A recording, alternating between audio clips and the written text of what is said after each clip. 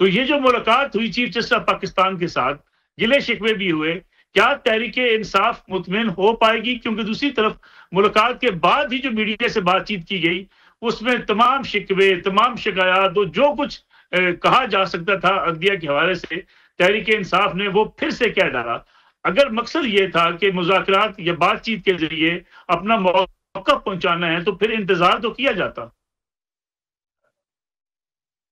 देखिए, अब तो काफ़ी तफ़सीलात इस मुलाकात की आ गई हैं। बैरिस्टर अली ज़फ़र ने खुद ही प्रेस कॉन्फ्रेंस में कह दिया था कि जब हमने अपने गिले-शिकवे किए, तो उन्होंने चीफ जस्टिस ने उसका कोई जवाब नहीं दिया और कहा कि आप अपनी ये सारी बातें लिख कर मुझे दे दें। इनमें से जिन पर मैं कानून के मुताबिक कोई कार्रवाई कर सकता हूँगा, वो कर दूँगा, जिन पर नहीं कर सकता हूँगा, लिख कर आपको बता दूँगा कि ये मेरे दायरे-इख्तियार में नहीं है।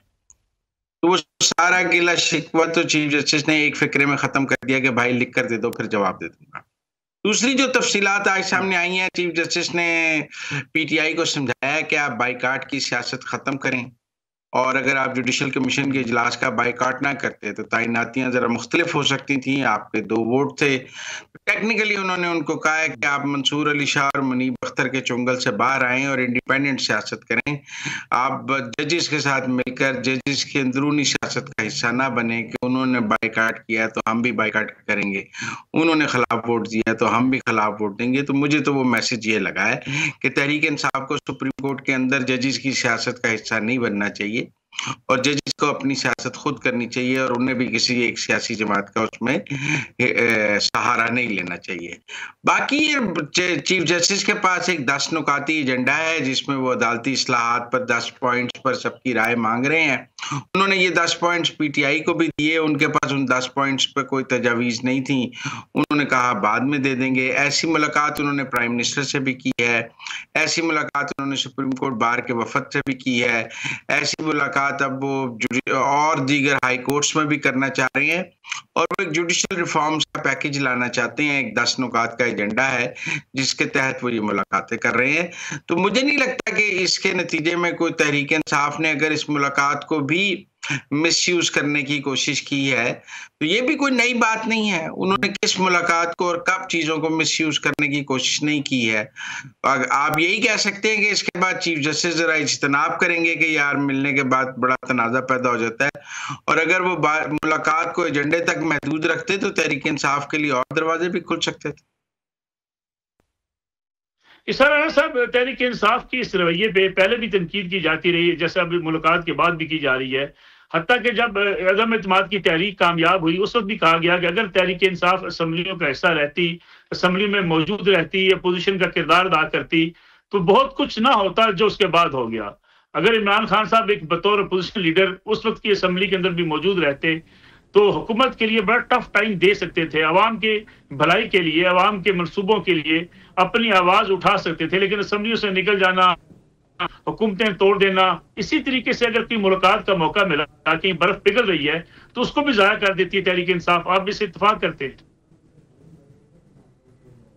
नहीं, कैसे ज़ाया कर देती है?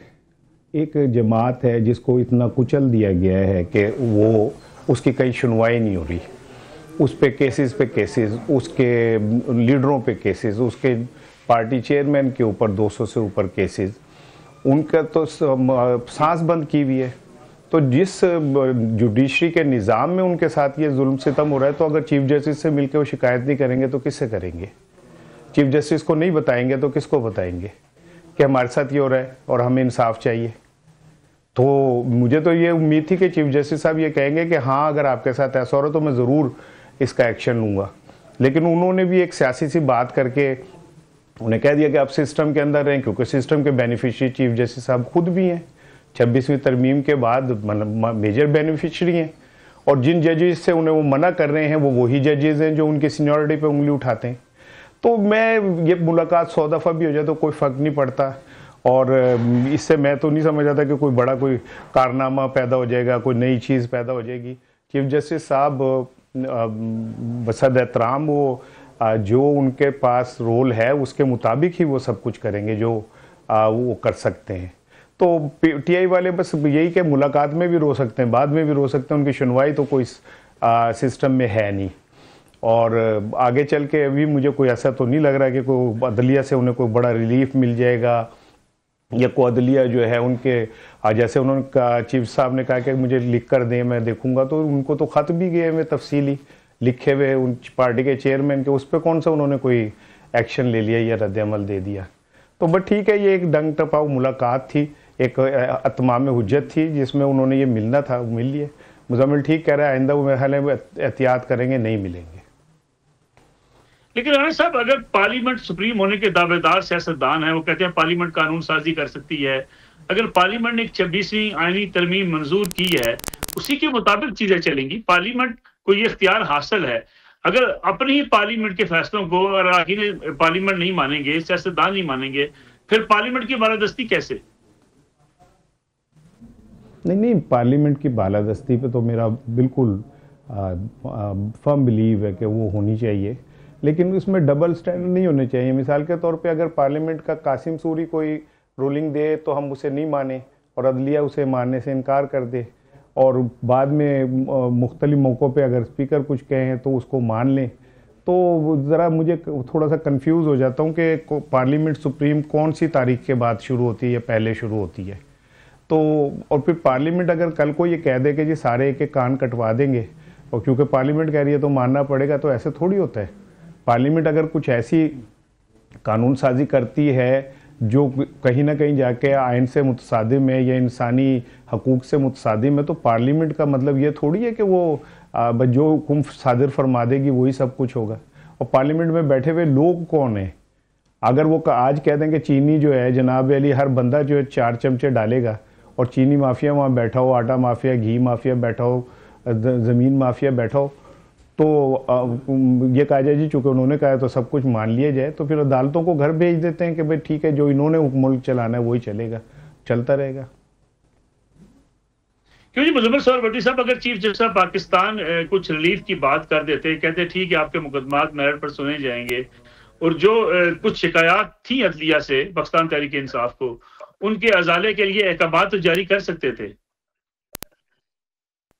मसलन देखें, चीफ तहरीक इंसाफ को क्या शिकायत है जो उन्होंने बयान की। एक उनको शिकायत हैं, कुछ अपने कारकुन उनके अंदर हैं या लीडर अंदर हैं, उनकी जमानतों के हवाले से शिकायत है। चीफ जस्टिस क्या करते हैं? सू मोटिव लेकर सबकी जमानतें दे देते। कुछ जमानतें हाई कोर्ट में जेर समात हैं, कुछ जमानतें ट्रायल कोर्ट में जेर समात हैं। जो जमानतें सुप्रीम कोर्ट में आएंगी वो किस बेंच के आगे लगेंगी वो उसको देखेगा। चीफ जस्टिस क्या करते हैं? एक हुक्म जारी करते हैं वहां घर बैठे बैठे कि सारे लोगों को रिहा कर दिया जाए। तो क्या वो आईनी और वो कानूनी हुक्म होता कि चीफ जस्टिस के पास ये इख्तियार है कि वो सू मोटिव में सारे बेहक जुम्बश कलम सब को रिहा कर देता? वो तो रिहाइयां लेने गए थे ना, कि खान को रिहा कर दें, हमारे 9 मई के जो मुल्ज़िम अंदर हैं उनको रिहा कर दें। तो क्या चीफ जस्टिस के पास ये इख्तियार हासिल है? आप जिससे जो चीज मांग रहे हैं उसके बाद वो इख्तियार होना चाहिए ना। ये वही बात है कि आपको याद होगा कि जब पंजाब में इंतखाबात का केस चल रहा था लाहौर हाई कोर्ट में, तो उमर अता बंदियाल साहब ने उसको सुप्रीम कोर्ट में ले लिया, तो सब ने इतराज किया कि वो लाहौर हाई कोर्ट में जेर समात है, सुप्रीम कोर्ट उसको डायरेक्ट अपने पास नहीं ला सकती। और उस वक्त उस पर सब जजेस ने उस पर इतराज भी किया था कि ये नहीं हो सकता, आप पहले हाई कोर्ट को फैसला करने दें, अपील आपके पास आएगी। इसी तरह जो केसेस जहां जेर समात हैं वहीं पर सुने जाएंगे, चीफ जस्टिस डायरेक्ट उनको अपने पास कहां ले आए। जहां तक इमरान खान के खत की बात है, चीफ जस्टिस ने वादे कर दिया कि वो खत उन्होंने जजेस कमेटी को भेज दिया और जजेस कमेटी उसको अपनी बारी पर लगा देगी। अब चूंकि तहरीक इंसाफ को तो आदत पड़ गई हुई है साकिब निसार और आसिफ सईद खोता और गुलजार की कि शाम को पिटीशन दायर करें तो सुबह लग जाए, मेरी और आपकी पिटीशन शाम को दायर हो जाए तो सुबह लग जाती है? नहीं लगती ना, बारी पर लगेगी। आप चूंकि इनको बारी की तो आदत नहीं है, इनका तो ख्याल है कि इनके लिए रात 11 बजे तक लाहौर हाई कोर्ट खुला रहता था, जज बैठ के इंतजार करते रहते थे कि कब खान साहब आएंगे तो हमने उनको जमानत देनी है। तो वो दौर चले गए हैं। उस दौर को याद करके ये रोते जरूर है और कहते हैं कि फिर पार्लियामान ने मुल्क चला ले, अगर अदालतों ने नहीं चलाना। मुल्क पार्लियामान नहीं चलाना है, मुल्क अदालतों ने नहीं चलाना। अदालतों का कोई इख्तियार नहीं मुल्क चलाने का, ना अदालतों के पास कोई कानून बनाने का इख्तियार है, ना अदालतों के पास आइन में तरमीम करने का इख्तियार है, ना अदालतों के पास मुल्क चलाने का इख्तियार है। अदालतों के पास पार्लिमान के बनाए हुए आइन और कानून के मुताबिक इंसाफ करने का अख्तियार है, उन्हें वहीं तक महदूद रखना चाहिए। ये आदत पड़ी हुई है तहरीक इंसाफ को कि वो अदालतों के जरिए सियासत करती रही है, तो वो अब बार बार अदालतों में जाते हैं कि वहां से शायद हम अपना पॉलिटिकल जुडिशियल एक्टिविज्म ले लेंगे। मंसूर अली शाह आ जाते तो वो नए इंतखाबात का ऐलान कर देते, वो आ जाते तो ये कर देते। तो मेरा मतलब है कि वो दौर चला गया। अब जब वो दौर चला गया तो आप उसको याद करके रो ही सकते हैं ना, और क्या कर सकते हैं। इसारा साहब, इसमें तो कोई शक नहीं है कि हम हर सियासी जमात अपनी मर्जी की जुडिशरी चाहती है।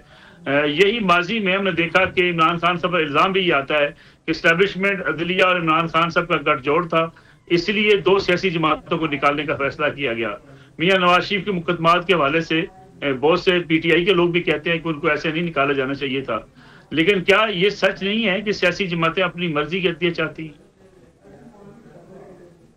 नहीं, बिल्कुल ठीक है, मियां साहब को ऐसे नहीं निकालना चाहिए था, लेकिन चले फिर अदलिया ने उसको करेक्ट भी कर लिया, उन्हें घर बिठा के बायोमेट्रिक भी दे दिया, 50 रुपये पे मुल्क से बाहर भी भेज दिया, फिर वापसी में उनके मुकदमात भी ख़त्म कर दिए, अल हुदैबिया, अल अज़ीज़िया ख़त्म कर दिया, फिर 16 अरब की मनी लॉन्ड्रिंग का केस था, फ़र्द जुर्म आयदू थी, वो ख़त्म कर दिया।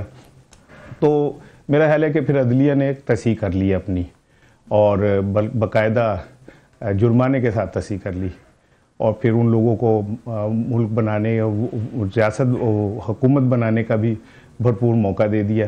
तो मेरा ख्याल है अदलिया ने अपनी गलती का एतराफ़ कर लिया था, और वो जितने केसेस थे शरीफ फैमिली के ख़िलाफ़, वो सारे एक जगह फ्रीज़ हो गए कि नहीं भैया अब इनको नहीं छेड़ना, क्योंकि इमरान खान अब सबसे बुरा इंसान है, उसको हमने तुलना है।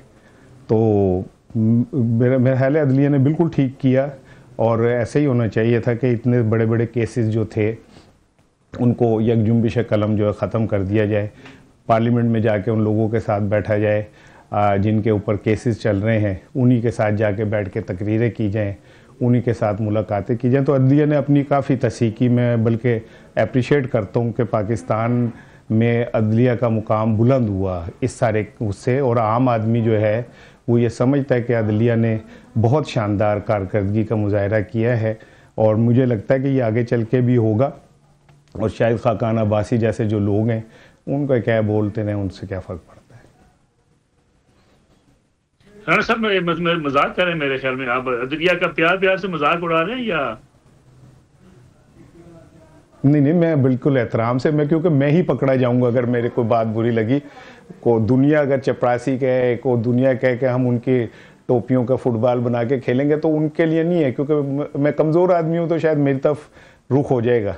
लेकिन मैंने तो अदलिया के इन शानदार कारनामों को दुनिया में इतनी तेज़ी से कोई अदालत इंसाफ नहीं देती, जैसे एक ऐसे अल हुदैबिया उड़ा दें, अजीजिया उड़ा दें, 16 अरब की मनी लॉन्ड्रिंग को उड़ा दें, घर पहुंच के वो कहने में बायोमेट्रिक दे दें, इतने अजीम कारनामे कहीं नहीं होते। वाकई इमरान खान अदलिया से मिलकर सब कुछ अपने लिए करवाता था। ठीक कह रहे हैं आप। राणा साहब, इस पर जवाब भी लेते हैं मुजम्मल सरवरी साहब, लेकिन ब्रेक का वक्त हुआ। ब्रेक से जब वापस आएंगे तो अली मीर गंडापुर साहब, खैबर पख्तूनख्वा के वज़ीर आला, उनका चैलेंज, उस पर भी बात करेंगे कि मरियम नवाज साहब आए, कारकर्दगी का मुकाबला कर लें। क्या वाकई कारकर्दगी का मुकाबला इन दोनों सूबों के माबैन हो सकता है? इस पर बात करेंगे ब्रेक के बाद।